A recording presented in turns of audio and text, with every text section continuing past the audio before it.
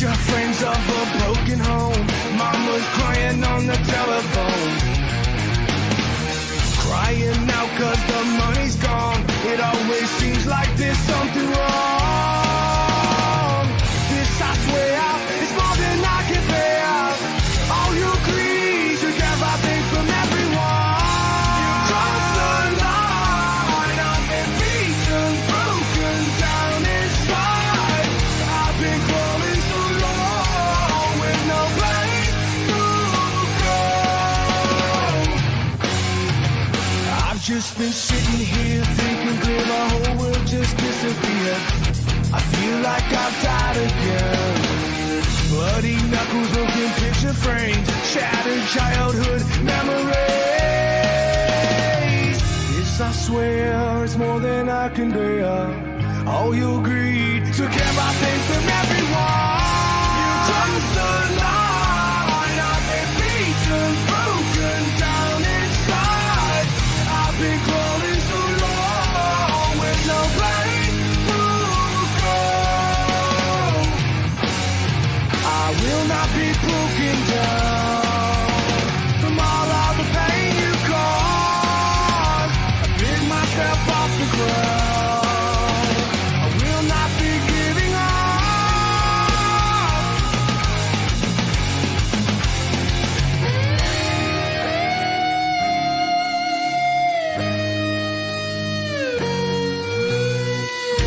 I've made up my mind. I've been beaten, broken down inside. I've been down for so long with no place to call my home.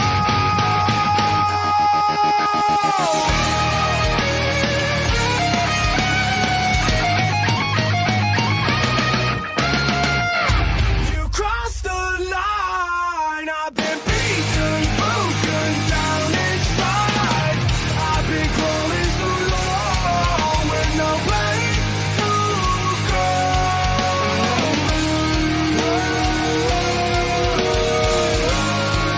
With no place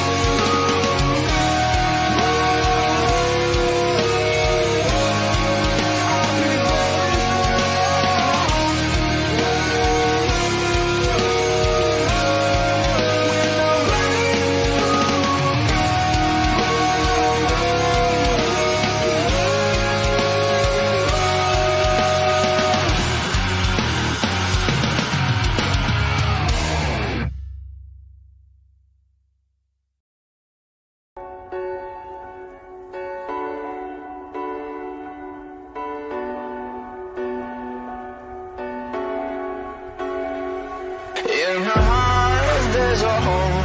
There's a black mark on her soul. In her hands is my heart, and she won't let go till it's scarred. Try to breathe, but I can't, cause the air she feeds me is damned. Got a touch like a thorn, cause the girl she's hiding horns. She got blood cold as ice and a heart made of stone, but she keeps me alive. She's the beast in my bones. She gets everything she wants when she gets me alone, like it's nothing. She got two little horns and they give me a little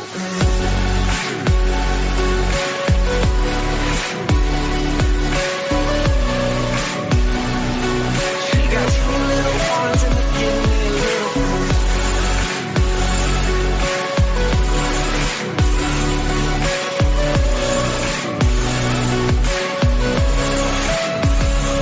She's a fire in the sand, and I burn breathing her in. Now it's love suicide, and I'll sell my soul for the high. Truth be told, I don't mind, cause her hell's my paradise. She can crush every hole, got her heels stomping down my goals. She got blood cold as ice and a heart made of stone, but she keeps me alive. She's the beast in my bones. She gets everything she wants when she gets me alone, like it's nothing. She got two little horns and they give me a little bit.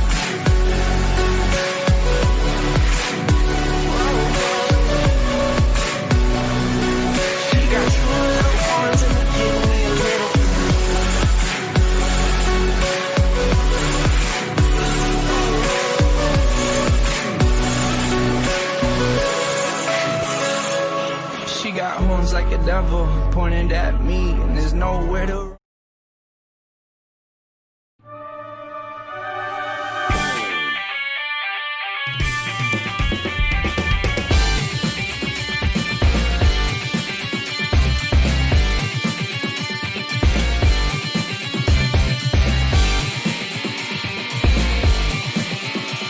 Hello, ladies and gentlemen, and welcome to the main roster presented by the Jez Show Podcast Network.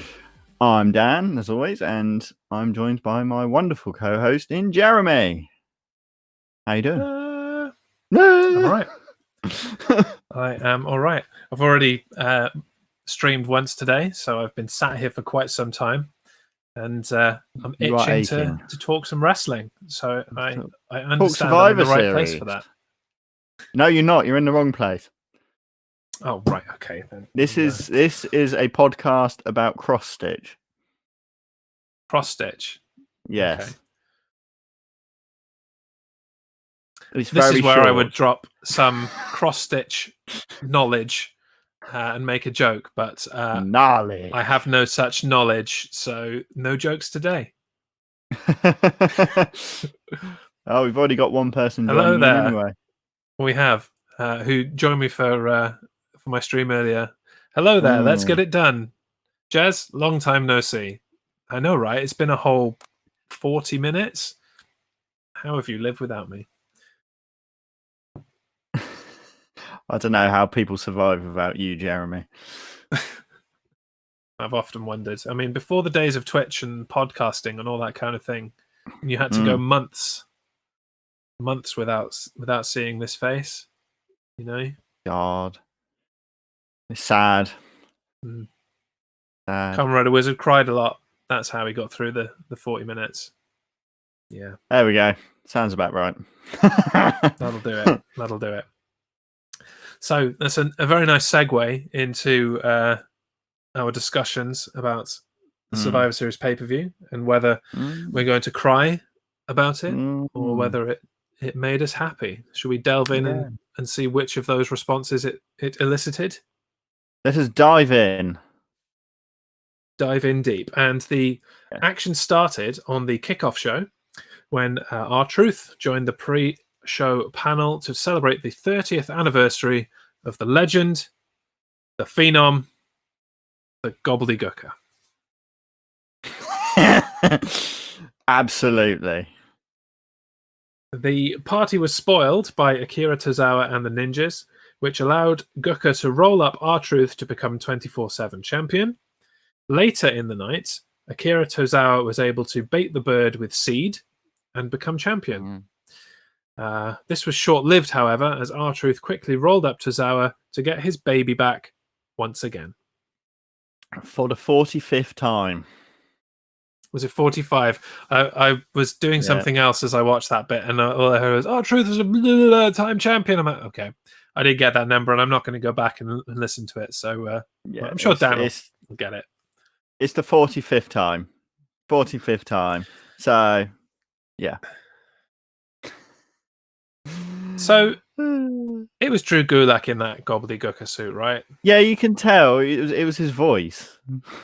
Yeah, and I thought they were going to make something of it, like when it came to the bird seed thing, and he was like, "Why would I eat bird seed? I'm a human being in a chicken suit. Like, here is my PowerPoint presentation about how I don't eat bird seed or something." But they did not address that. Something stupid. No, but one thing that I did spot on the pre-show, I'm not sure if you saw it as well. I almost messaged you immediately. I was like, "Nope, save it for the podcast." When the gobbledygooker was running away with the 24/7 title and R-Truth was chasing him, the camera followed. Yeah. And just before they went round the corner, Truth and the Gooker literally just stopped running. They're like, we're chasing each other, and then they just stopped. I didn't see that bit. Yeah. They're like, oh, we're not on camera anymore, we can stop. But they were still in frame on the pre-show. Yeah. Oh dear. Guys, it was another meter. You literally just had to turn the corner. It's just so turn lazy. the corner. I mean, Gobbledygooker lost his foot, so it was pretty difficult to run. But Yeah. at that point, just like crawl away. Just do something. Just keep going. Yeah. Welcome to Little Cute Girl, who missed the first stream but is here for the second. Welcome. And Comrade Wizard forgot about the pre-show and was ready to get straight into the Survivor Series match. But we're not there yet. We'll get there soon. No. But there was another event of the pre-show. Yeah. So the brand v brand competition got underway on the kickoff show with an inter-brand battle royal. Once the dust had settled, we were left with a final four of Jeff Hardy, Chad Gable, Dominic Mysterio, and The Miz. Gable quickly eliminated Hardy, and this allowed Miz to take control. After a flurry of offense from Dominic, Miz was thrown under the bottom rope, where he remained until Mysterio eliminated Gable. Miz then struck, eliminated Dom, and picked up the win for Team Raw. Yeah. Yes, indeed. They are pushing Dominic Mysterio as a main roster superstar. They are indeed, aren't they? That's a thing that's happening. That is a thing that's happening. And he already has a lot of different ring gear. Different colours. Like his dad. His dad had 167,000 attires per year. Yeah. Also, were they counting wins, but including the Battle Royale Raw 1? Well, Raw 1 anyway. Like, spoiler alert, Raw 1 overall anyway. Did they? I thought it was a tie on the main. On the main show, I thought it was a tie. Oh, was it? Yeah. No. Because Raw won the men's. We'll get to it at the end. Yeah, we'll work that out. Work that out when we get there. I thought Raw won. I must have miscounted or counted if we're the not Battle Royale, but they should have included they should have included the pre-show. If they include the pre-show, historically, then Raw won. They don't. Yeah. Like last year, there was the nonsense of, or was it the year before? There was the nonsense of, and the Usos beat the New Day or vice versa on the pre-show, but that's not being counted. And for months, Xavier Woods had on his trunks like Raw 1 or like 5 and 3 or something like that. Yeah. Something like that. So yeah, I don't know why they wouldn't include the pre-show, but apparently they may not have done. It's not like it was addressed at all who actually won the night. No, whether they said they weren't Raw keeping 1, tally SmackDown at all, 1. were they? No, it was a waste of time in that aspect. But yeah. Oh well. But as far as this Battle Royal is concerned, it's nice to see Miz actually winning something. Something that's not the Money in the Bank contract. Yeah. I mean, other than winning the Money in the Bank contract, that was the only match he'd won for months and months and months. A while. As he and Morrison became the whipping boys of both brands. So good. Yeah. I wish they'd have announced it in advance and you could have had a bit of promo and build up towards it, but alas not. Yeah. Alas not. Yeah. Never mind. Okay, do we have anything more to say about the pre-show?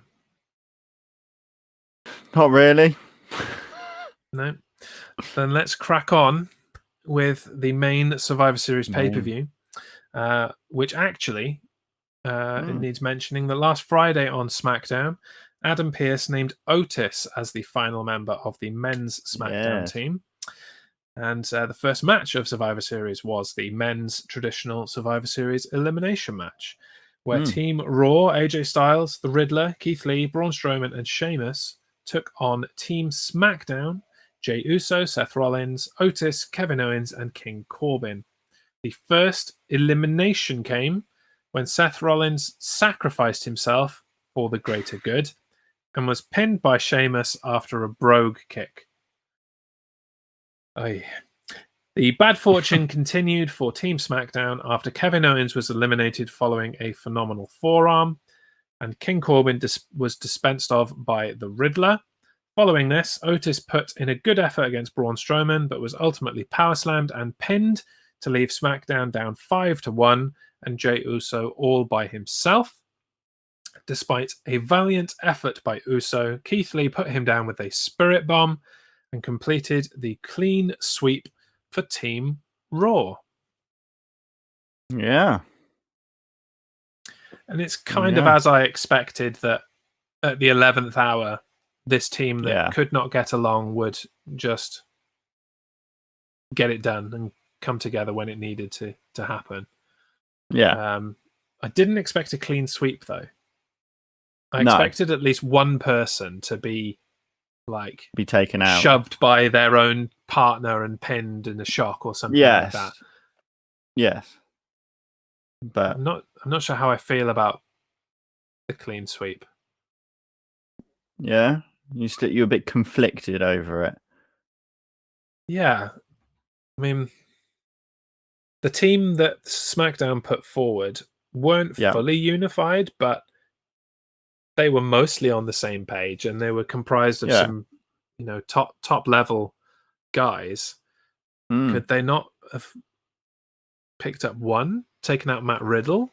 If it was all about the size, take out Matt Riddle, take out AJ Styles, and leave the big guys. I don't know. I don't hate it. I just think I'm not sure about that. Not sure. I was a bit, because I predicted that SmackDown would win anyway. Yeah, you did. Because I know. All right, shut up. But because I thought that Team Raw would not really coexist very well as a team, but they seem to. So, yeah. Yes. But what was that Seth Rollins thing about? I don't know. How does him doing that set up any kind of future feud? Or obviously the whole SmackDown team are going to be pissed with him, but specifically, who is going to take the most exception to that? We already had Kevin Owens earlier in the year, so it's probably not going to be that. Who else was on that team? Jey Uso's not going to because he's a heel. King Corbin's not going to because he's a heel. Is Otis going to enter a feud with him and go, you let the team down? It doesn't seem like an Otis kind of thing to do. I don't think that's going to happen. So, I'm wondering what the point was, really. Yeah, I don't know. I honestly don't know. It just happened. Was it just supposed to be funny? Because it wasn't funny. Unless his alliances are still with Monday Night Raw, because they still call him the Monday Night Messiah. Perhaps there's some kind of trade happening to send him back to Raw. I don't know, but that would be an explanation, at least. It was weird. I know that he's going to be taking some time off soon, because Becky's gonna pop soon. Do we know when the due date is? No, I haven't even looked when this baby is expected. I'm sure that information is out there, but I assumed, perhaps wrongly, that it was a WrestleMania baby and that it was conceived WrestleMania weekend. Well, that wouldn't surprise me. Exactly. With all of the the hype around WrestleMania and both of them in prominent positions on the roster and all that kind of stuff. Yeah.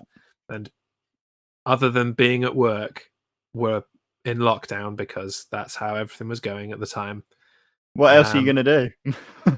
What else are you going to do, indeed?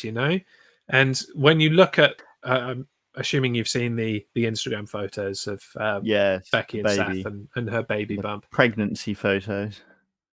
she looks like she is at the stage before it becomes unmanageable, like kind of 6 months. That point where it's just you have a bump, but the rest of you hasn't really come to terms with the fact that a baby is about to be produced. Yeah. And before hips truly widen to accommodate that, and you can't walk properly, you can't stand properly, and all of the things that God love and women have to put up with. I'm glad they do it, because I certainly could not do it. Yeah, an itchy nose. Nice. So I think, looking at the photos, that she's about 6 months pregnant, and that would make sense from a kind of WrestleMania conception point of view, which would put her giving birth around February. Yep. So, there you go. Welcome to Dan and maybe Jez Talk Baby Seth- Talk. Yeah. Maybe Seth does the rumble and pisses off afterwards. Maybe.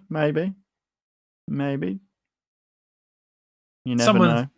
Someone should put him out. That should be somebody's big story, that they send him packing in some way, either by seriously injuring him in some kind of revenge trope, or like a loser leaves town or something like that to send him going for a while. But I would like for it to be an on-screen story where Seth's dispatched, rather than just like, okay, off to have a baby now. I know I'm a heel character and I've got the biggest momentum of my life, but I'm having a baby.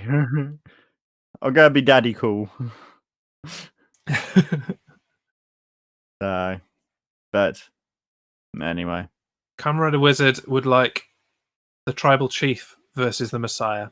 Don't think we're going to get it. It would be cool, but I don't think we're going to get not in this kind of time period. At least I don't think we're going to get it. And also, Kamen Rider Wizard. Yes, this is a new championship. Yes, it is a new championship. One of 3 that he will be showing off today. NXT Cruiserweight, baby. Cruiserweight Championship. It's not the newest belt in WWE, is it? Design-wise, no. The United States is. It's just about newer. Yeah. Yes. Yes. But that Cruiserweight one is much nicer. Just saying. So yeah, predictions. I won, and you lost. So that's 1-0. So 1-0. 1-0. And as we move through, we'll keep a tally, see how we get on at the end of the show. Yes. So next. So the next match was the Battle of Tag Team Champions, with the Raw Tag Team Champs, the New Day, facing the SmackDown Tag Team Champs of the Street Profits. The match was about as competitive as a babyface versus babyface match can get, and after a fair bit of finishing move theft, the Street Profits picked up a win for Team SmackDown. Yeah. Yes, indeed. And we'll get it out of the way. We both correctly predicted this one.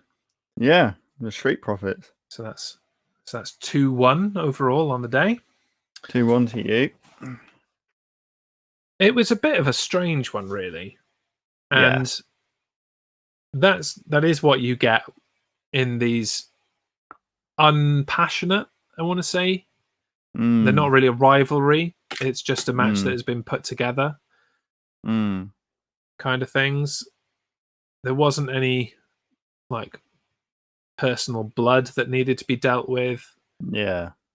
And they were both babyface teams, so it was just a bit kind of weird. Yeah. I think what's probably more interesting is what happened on Raw, with the New Day taking on another challenge from the Hurt Business. Yeah. Taking on 2 challenges from the Hurt Business, technically, with the first one being a double count out, and then going, all right, then we'll do it again. We'll just keep doing it again until you win, shall we? Yeah. Just keep going. And I just look at Kofi and Woods and go, God, you need to turn heel. Yeah. They have been heel before as the New Day, haven't they? Right back at the beginning of the New Day, Yeah. when it wasn't I thought they did. when it wasn't what it is now, when it was with No. this gospel choir, like Black Power, Yeah. we've been held down for too long kind of stable.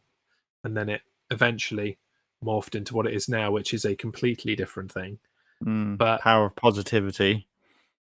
I mean, there's room to try and sidestep or backslide back into that. There's a lot of things that have happened to the New Day that where they could feel like they are being held down or pushed back. They've been separated from Big E, even though the networks had a choice of taking an entire team or separating them.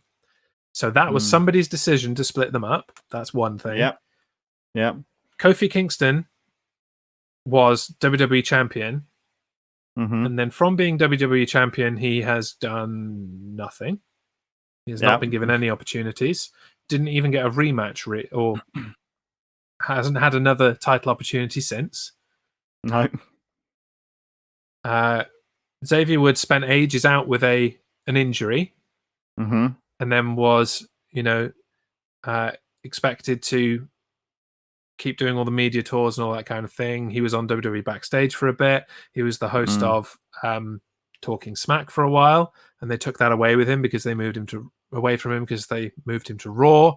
It's just there are a lot of things where the New Day seem to have been piled on. So it would be an excellent opportunity to go, enough.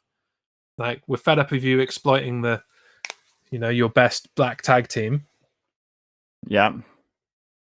We're here for ourselves now. Screw all of you. Yeah. Yeah.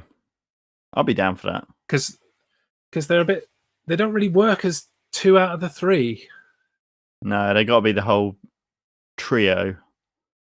Yeah. Like, it didn't work when it was Kofi Kingston and Big E alone on SmackDown for ages either. Like, unless you've got all 3 of them to bounce off each other and just be totally off the wall and crazy, it doesn't really work. Yeah. I mean, it works, but it doesn't work as well.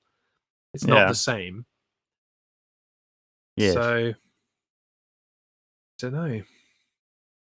Oh, They need to do something. It's not interesting anymore. No. Cameron Wizard says, was a decent match, although I would have liked the Profits to win from a Big E heel turn since he's out on SmackDown. But he came out with the New Day. Nothing really happened with him. Yeah, he didn't even stay at ringside. No. They were just there to advertise the Gears of War stuff. Yeah, that was it. Basically. Because they'd started producing this before they'd split them up. And so oh, damn, we've got to do the thing still, even though we're not a team anymore. Yeah. Yeah. It's the only reason I could discern. But yeah. The right people won. We correctly predicted it. Yes. Let's crack on, shall we? Crack on.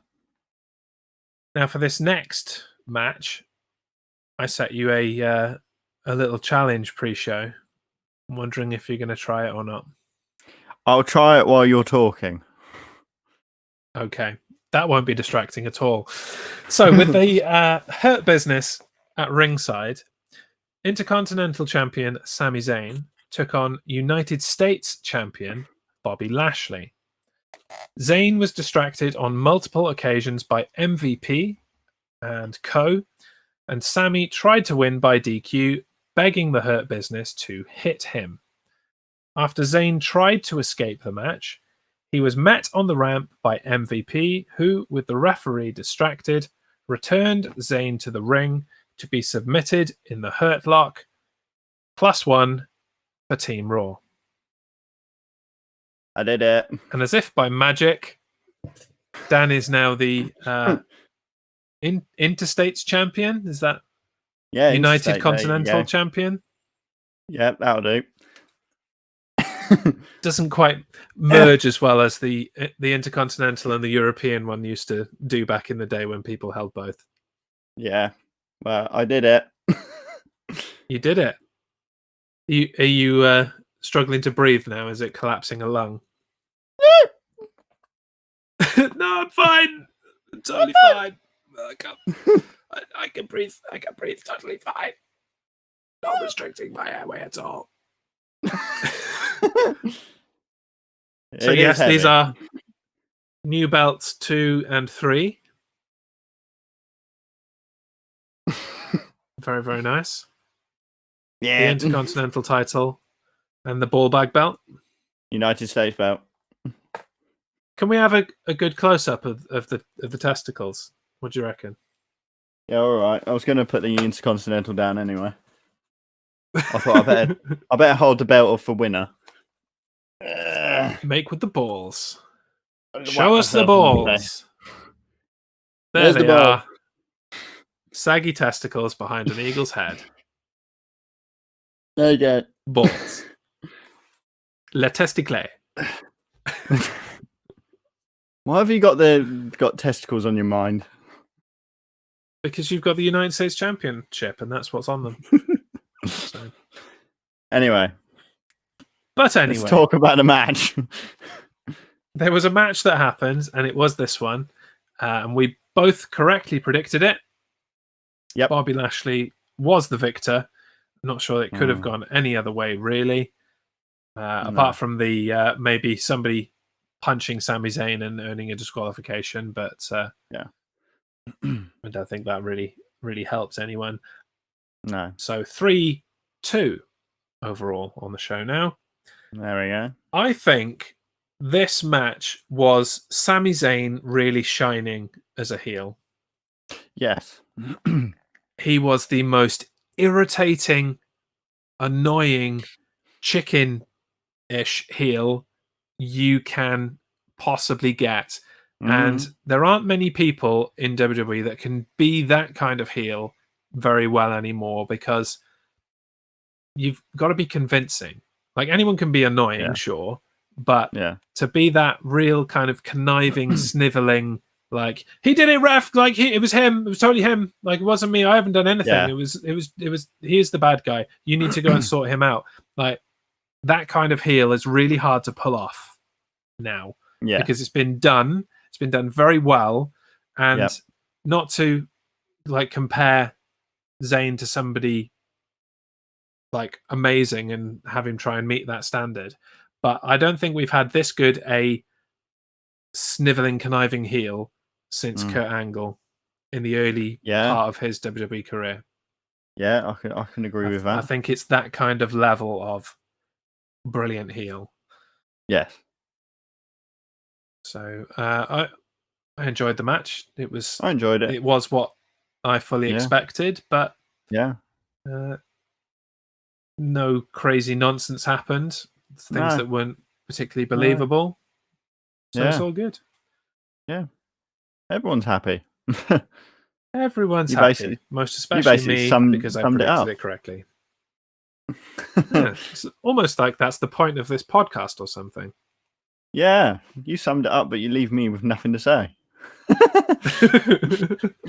Well, I tell you what, the next match you can kick off the talking. It was just because I was letting you bask in the belt glory. That's all. Yes, bask in his glory. A little bit of a Keith Lee there. Bask in the testicles. Who Keith Lee has different entrance music. Yes, he does. We probably should have discussed that at the beginning. We should have discussed. Thank God. Yeah. It's him rapping again. Music. Yes. Yeah. So I wonder if the previous Keith Lee music with him rapping was like one of the last ones that CFO Dollars produced, and it just had to go for reasons. Yeah. Probably. WWE being WWE. Yeah. Because it's still not better than his other music, but no, it's better than the generico nonsense that he had. The generic rock music. Yeah, it wasn't even really rock music. It was just kind noise. Of like a weird kind of synth electronic half rock weird thing. It wasn't good. So I'm glad that we've got back to some kind of normal music now. Yes. And that's that discussed. Let's Yeah, crack that on with the discussed. next match, Let's shall go. we? So, after the Elite's Collection action figures were advertised 3 times in 3 minutes, it was time for Raw Women's Champion Asuka to take on SmackDown Women's Champion Sasha Banks. As Byron Saxton noted after the match, it was an incredible back and forth matchup and could have gone either way, but Sasha Banks was able to lock Asuka into a tight roll up and pick up the victory for Team SmackDown. Woo! And now you may lead the discussion. No, I like this match. Mm-hmm. As it says in the notes, Byron Saxton said that it went back and forth. It had a lot of technical, a lot of trying to roll up each other, back and forth. So really good. Love to see Sasha Banks doing actual stuff, and Yes. Asuka actually not looking like she's unbeaten forever. So I was very happy. Yeah, and you have pretty much summed up my thoughts there, so well done. I think it was one of the better Sasha Banks matches we've had this year. Nice to have this happen again with Sasha fighting more in that babyface kind of style, rather than trying to get cheap victories and taking shortcuts. So that was nice to see. And it was fairly even, as you would expect a champion versus champion match to be. These women are the best of their respective shows, so they should be fairly evenly matched. It should be back and forth. You shouldn't really have anybody dominating. And that's what we got. And absolutely. do you know what makes it better? What? You've got a point. I predicted it correctly. You predicted it incorrectly. What's that little dance Sasha does? Is it like that? No, I can't do it. Should have learned. Don't ever try to dance. It's embarrassing. You can tell you're a dad. Hey, let it be said, I have never been able to dance. It has nothing to do with the fact that I'm a dad now. You've got the dad dancing down to a T. Like when you consider like Shakira and Hips Don't Lie, if her hips don't lie, mine are the combination of Donald Trump and Boris Johnson. They lie habitually. Through their teeth. Yes. Yeah.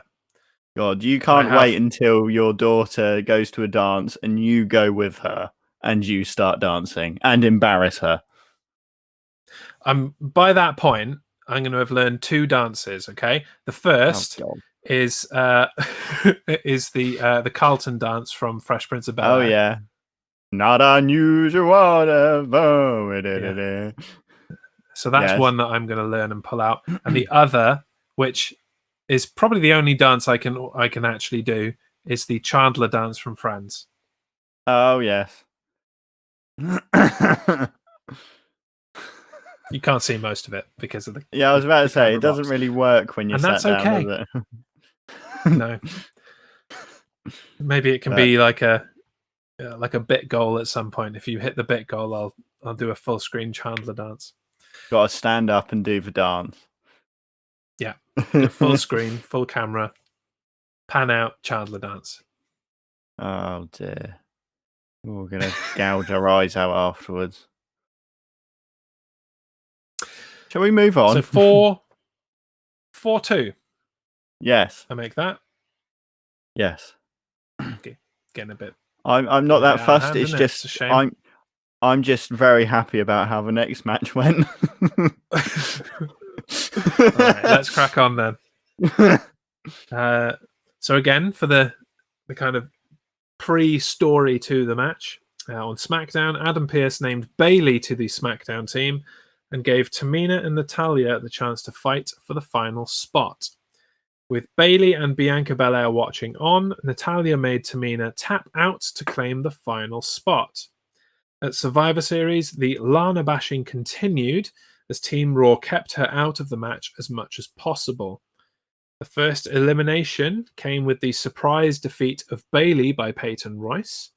Next, Natalya was eliminated by Lacey Evans after the women's right.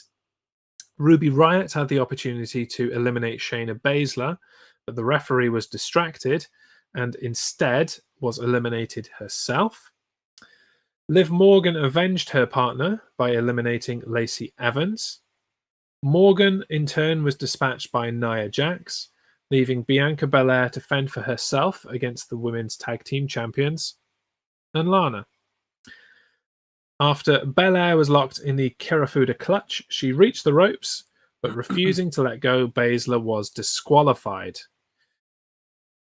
Jax and Belair fought outside the ring, and as a result, both were counted out. This meant that Lana, for Team Raw, was the only one left and was therefore the sole survivor. Nailed it!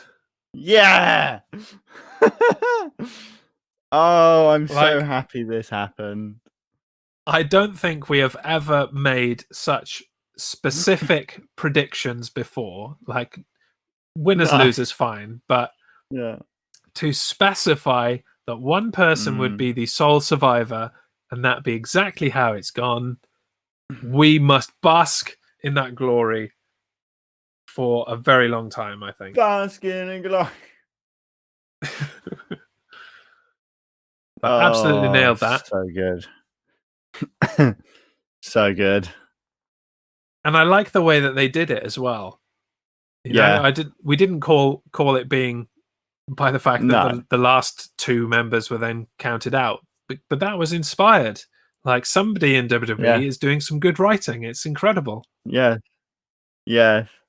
I like the fact that Lana did try to come in. She tried to come in. She tried to do something. Mhm. And then she got kicked out by her teammates and told to stand on the steps like a naughty child. Her standing pouting on the steps was brilliant. She was just like, It was so good. I actually felt sorry for her. I did as well, yeah. And that's the thing, right? That is what Yeah. they're doing. They're trying to make the audience that hates her finally feel sorry for her and gradually turn her babyface. And I think we're there. I think we're there now. Yeah. Bring on more Lana. Like, especially with what happened on Raw with Asuka coming and giving her some respect and be like, yeah, you were the sole survivor. Come and have your title match. You deserve it. Yeah. And now they are a team. Yeah, I know. That was seems a bit weird. Maybe they're going to go for the tag team championships. Maybe. Got to get some gold on Lana somehow. If you're not going to give her the Raw Women's title, you've got to get some gold on her somehow. That's the way of doing it. Bring it on. She just turns into a massive Bring it powerhouse. By God! really. It's future Wolfington off the top rope. Welcome, Wolfie. Thanks for joining us. I don't know what makes her worthy of a title shot. She was the sole survivor, George. She was the sole survivor. That's what makes her worthy of a title shot. Like Team winning Lana. the Royal Rumble. But after that happened, I felt sorry for her too. Good. Good. So did we. She's gradually chipping away at the stone around your heart. They will make you like her. Careful you don't chip too far, or you'll split it in half. Indeed. So, both got it right. So, we're now at 5-3. Yeah, something like that. So basically, you've won. Oh, no, it's 4-3, isn't it? 4-3. 4-3. I can't count. I'm ahead. Yeah, you're ahead. Yeah. Who keeps bringing numbers into things? I'm ahead. Let's just leave it at that. I've won. You're right. There's only one match left, and you're behind by 2, so you cannot do anything about it. Yeah. So yes. Yes. Yes. Yes. Yes. Yes. Yes.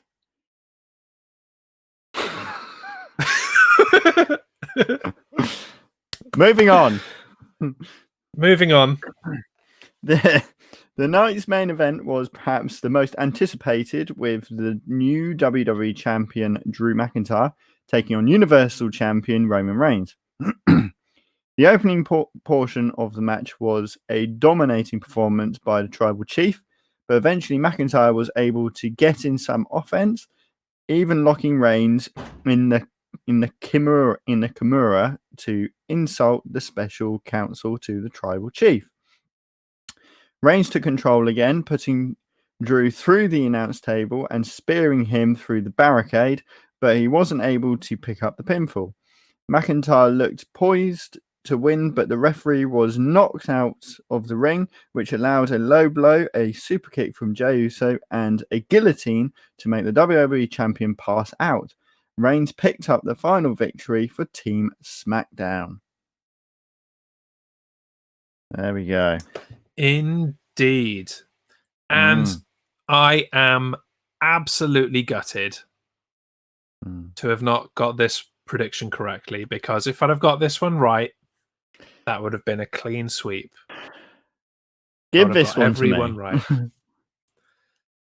Well, it is to you because you got it right. So just let me have this main event. Yeah, I guess I'll be gutted.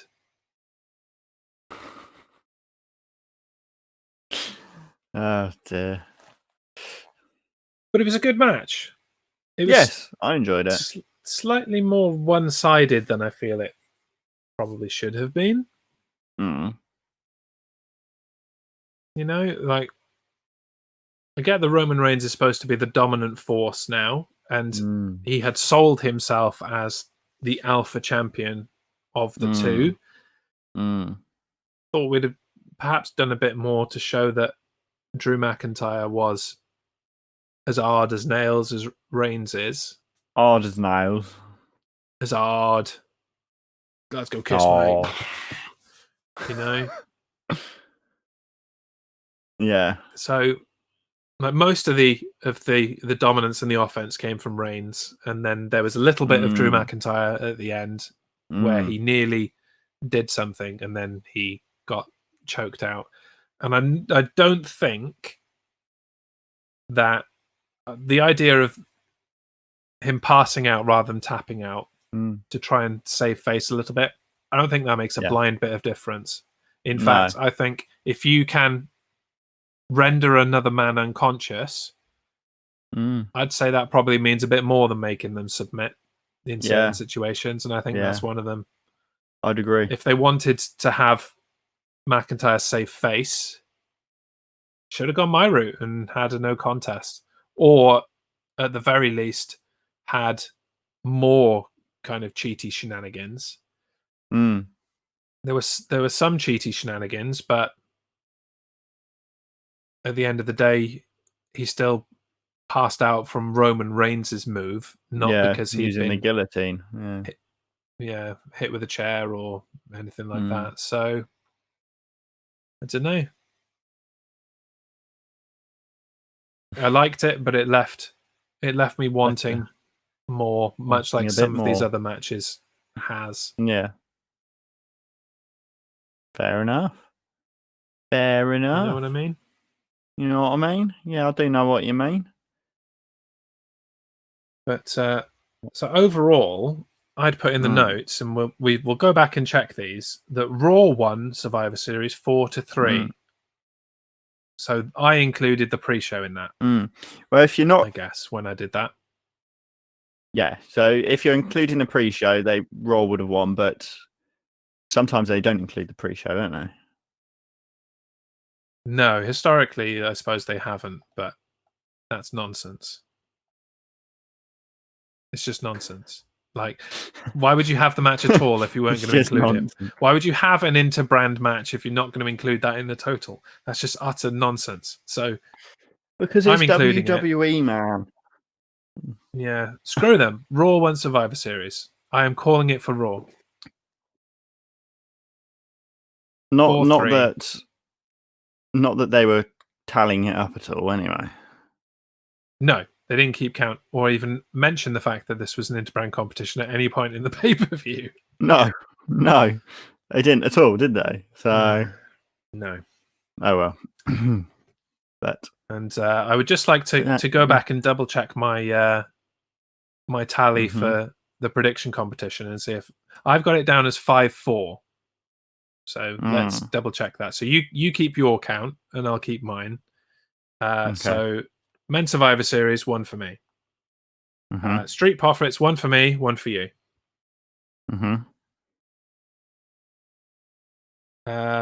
Bobby Lashley versus Sami Zayn, 1 for me, 1 for you.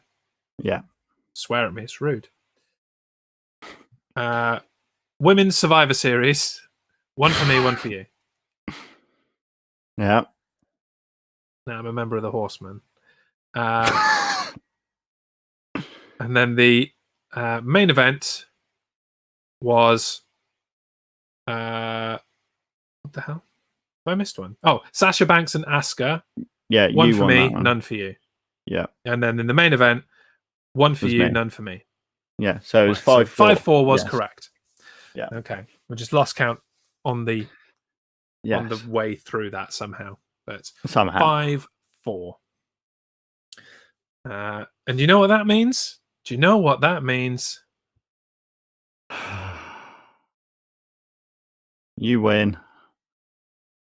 I win. Not just Survivor Series, but Not the just whole today. of 2020. You win 2020. All of 2020. You can have 2020. But what that also means, something you do care about. Like I can keep 2020 and you won't be too upset about it. But something that you are upset about it, ye of many championship belts, is I'm not sure if we've actually announced this, but we have had commissioned a main roster championship belt, and it is beautiful. We've had photos through of the work in progress of it, and it should be ready in a couple of weeks. It will adorn my shoulder rather than yours. It will. That's why I'm having it shipped to me. The whole of 2021, it'll be here, taunting you. Maybe sometimes put it up here. Yeah, but I've got 12 replica belts anyway, so.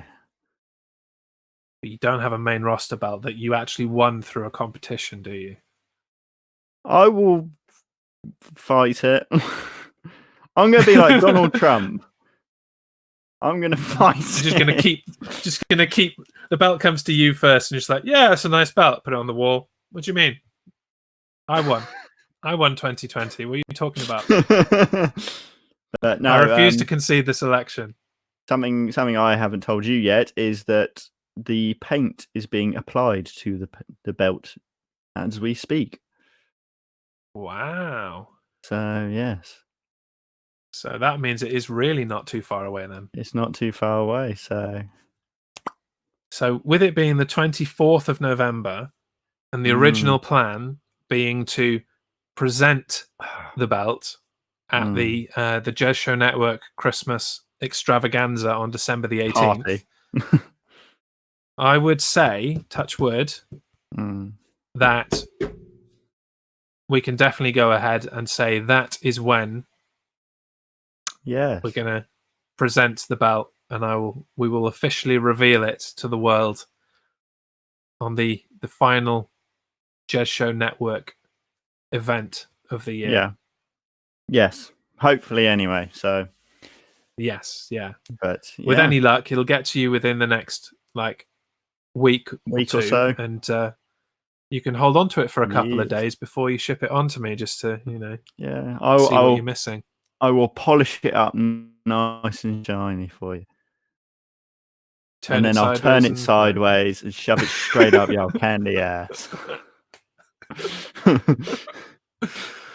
Right. Have you seen you've already got someone challenging you for the belt? Yeah, well, Kamen Rider Wizard is coming for you. I'll run. I'm a lot faster than him. Yes. Just to catch up with the chat a little bit before we move on to the last thing that happened at Survivor Series. Future Wolford says, "Y'all ever been hit with a chair? It sucks. Yes, I have been hit with a chair. And then I started a bonfire on said chair. That was a good night. Little cute girl, revealing a bit more of herself than she probably should. I don't want to be hit with a chair. I pushed kids in a lake before because That I is was that too kind of much. kid. Oh, it doesn't get any better. Yeah. Yeah. 2020 is mine, is the consensus for the rest of it. So yeah, but shall we finish off Survivor Series? yes, let's do. And I hope 'Cause- you've got a beverage ready. Good job. Good job. So, obviously, as I'm sure a lot of people knew, that Survivor Series was not just about the wrestling, it was about the final farewell to The Undertaker, because he's been in this business for 30 years. So, what happened was an all-star group of friends, former opponents, and WWE Hall of Famers gathered in the ring to celebrate the life and career of The Undertaker in a final farewell. After a video package highlighting the last 30 years, The Undertaker was introduced by an emotional Vince McMahon.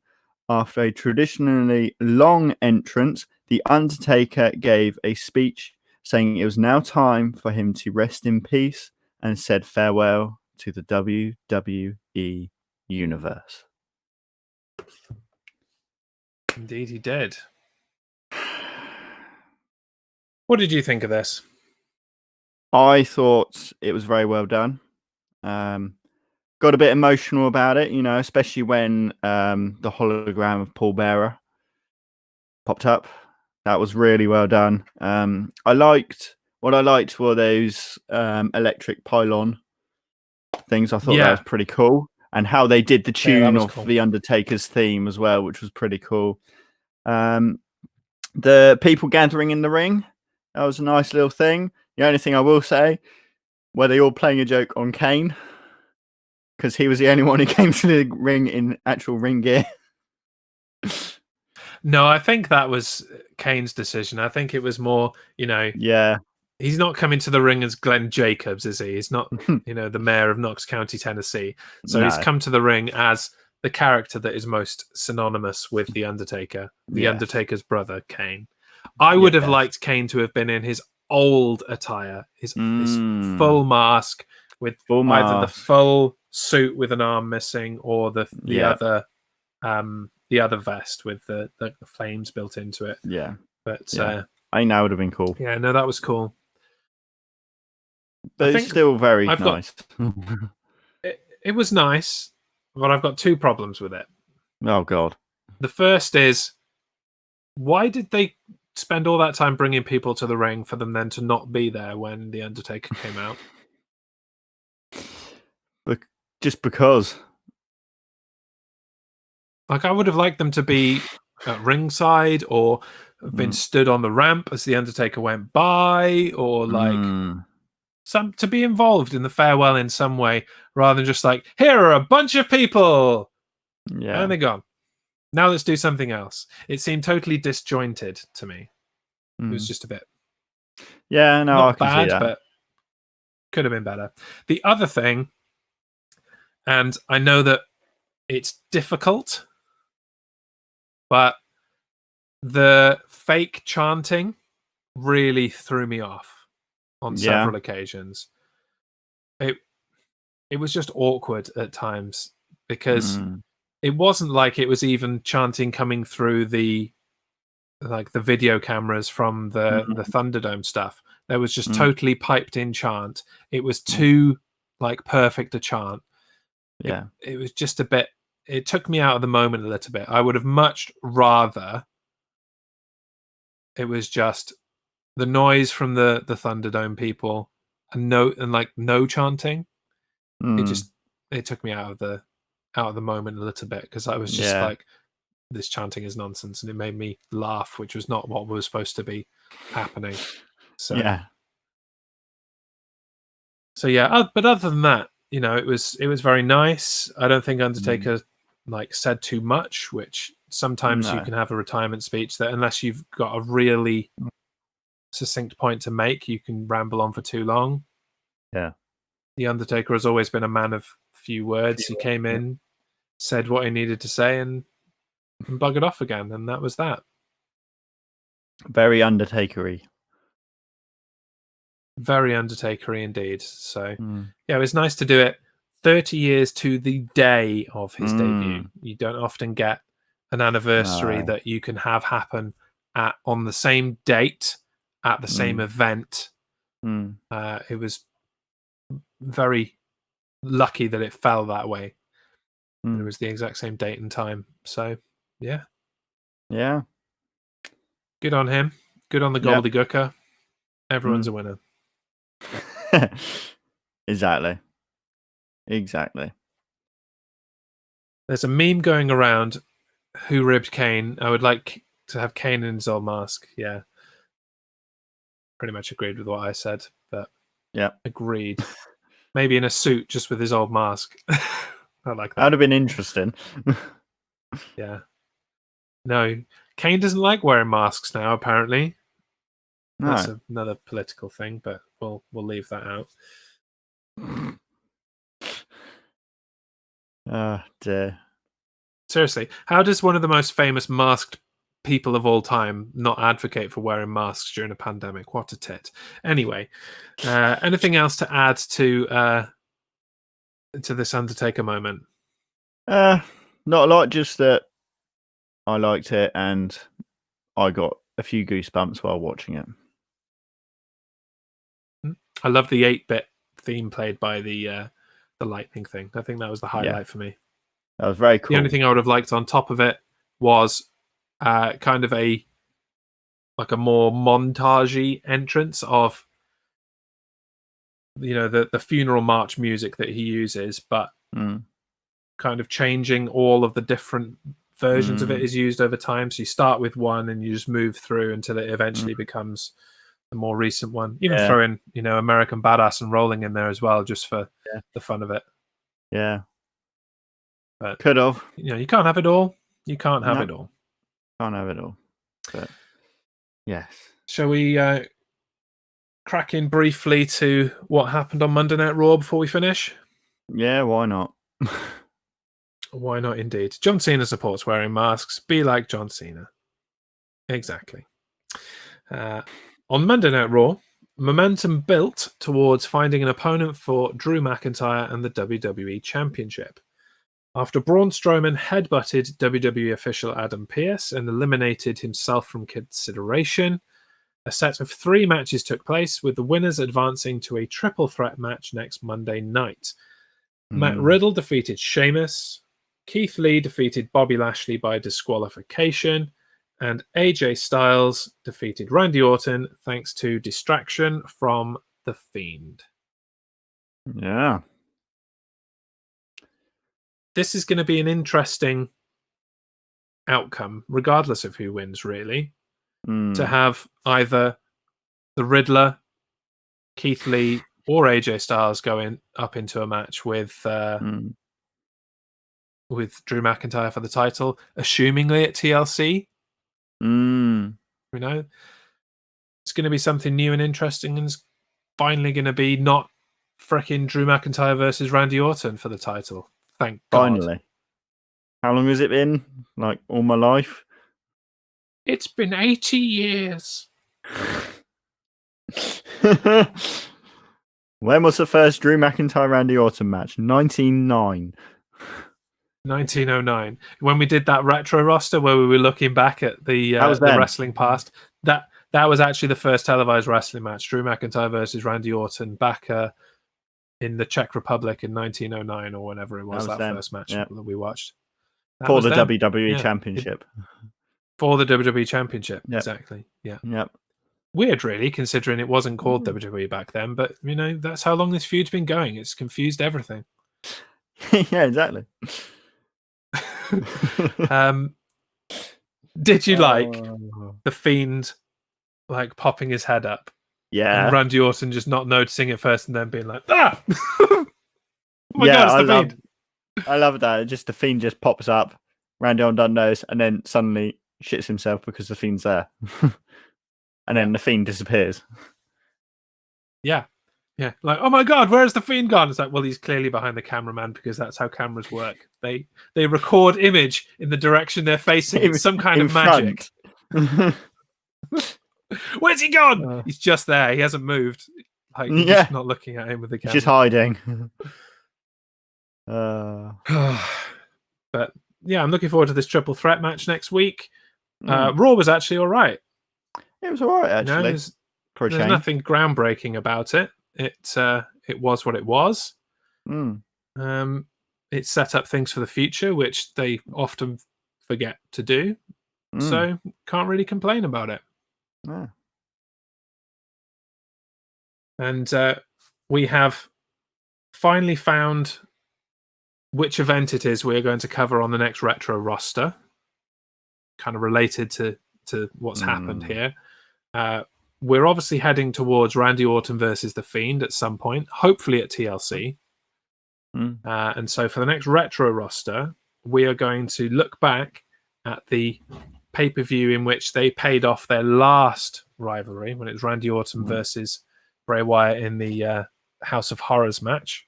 And that was Payback 2017. Oh, yeah. Which is actually more recent than I was thinking it was, to be honest. We will watch that. Us to be going back to 14, 15, something like that. But yeah. You're right. We'll watch that, and when we know when the match is, we'll schedule in a retro roster around the same time. Yes. Boom. So the only other thing left to do, other than rubbing your face once again that I won the prediction game for the entire year of 2020, is to give the Survivor Series pay-per-view a rating. So I ask you today, out of 5 Undertaker waves, how would you rate Survivor Series 2020? I think I'm going to go 3. Because there's a lot to like, but there was a lot that was kind of a bit meh, you know? So, like, the big thing, obviously, was not Undertaker, but Lana. Yes, yeah. Being the Soul Survivor. You know, the Undertaker was fine, you know, it was a good little thing, but Lana was the main reason everyone was there. So, but yeah, I'm going to stick with 3. What about you? I am on the same kind of thinking as you, mostly. I want to give it 4, but I can't. I don't feel like I can do that because there are a lot of other pay-per-views that we've rated 4, and they've been a lot better than this. But the fact that it had, you know, the Lana being the sole survivor thing that we wanted, it had the Undertaker farewell, it had a great women's match, it was up there. So I'm going to be awkward, and I'm going to give it 3 3/4 Undertaker farewell waves. 3 3/4. 3 3/4. Or, if you prefer, 3 and a Paul Bearer snack, which is equivalent to 3 3/4. That I'll deal with that. Like whatever. Just shut up. Just whatever. Whatever, Jeremy. I'm done with your nonsense. Oh dear. And there we go. Yes. That is us done for another week. Yes. So what it leaves us to do now is to talk about what's coming up on the Jez Show Network for the rest of this week. And here it is. So we're through half of today's broadcasts. Coming up at 7:30, we have got Detroit Become Human with Always Be Chatting. He is very likely to finish that today, I would think. It's been a great game so far. I'm looking forward to checking out how that all comes together at the end and how many more people he can kill by not paying attention to the game, but instead chatting to his chat. It is his name, I suppose. It's not always be concentrating on the game. It's always be chatting. So that's consistent at least. Followed at 10:30 by Captain Soro playing a game. Don't know what. We'll find out when we get there. Tomorrow, it's American Truck Simulator with Research 1 at 7 p.m. Followed by Don't Get Me Started at 9. And Captain Soro again at 10:30. Thursday, Thanksgiving, it's a Among Us play along with Research 1 at 7:30. Actually, that's not right. The Among Us play along is at 8:30, and before that, we've got a Captain Brilliant stream. I need to update this. I haven't done that yet. So there are streams from 7:30, but it's in a slightly different order. And then Captain Sora again at 10:30. And then, if I can bring up the other image. There it is. On Friday through to Saturday, we have got a 24-hour stream across the whole network to raise money for Macmillan Cancer Support. That kicks off at 7 p.m. on Friday, the 27th of November, with Captain Soro, followed by Research 1 at 11 p.m., followed by Little Cute Girl at 3 a.m., followed by Duff Valley at 7 a.m. on the Saturday. 11 a.m. on Saturday is Always Be Chatting, and finishing off the 24 hours with me at 3 p.m. As a little bonus, Captain Brilliant will follow the 24-hour stream with another episode of the wonderful Cocktails and Bullshit at 7 p.m. And on Sunday, the week ends with the effing F1 show from the Bahrain Grand Prix and Little Cute Girl's Kitchen at 7 p.m. with Thanksgiving leftovers. And that's the week. Lovely week. It is. Another busy one. Yes, it is. Only ever getting busier. Mm. So I'm going to start playing out the music. It's been a good show. I'm glad we got the chance to talk some Survivor Series. Yeah. Glad I won the prediction game for 2020, obviously. Nope. Don't know if I mentioned that. No, Yeah. You haven't mentioned it at all. Yeah. Haven't I? Okay. I should probably let you know, Shut Dan. up. I won the prediction competition. Shut up. That belt that we've got commissioned, you're going to have to send it to me, I'm afraid. Shut up. Thanks to everyone for tuning into the main roster. Future Wolfington is right. Being like John Cena, in general, is pretty good advice. But our time is up. His time is now. Yep. This has been the main roster. I've been Jez. That's I've been Dan. Say yep. Yep. Yep. Jez wins! Woo!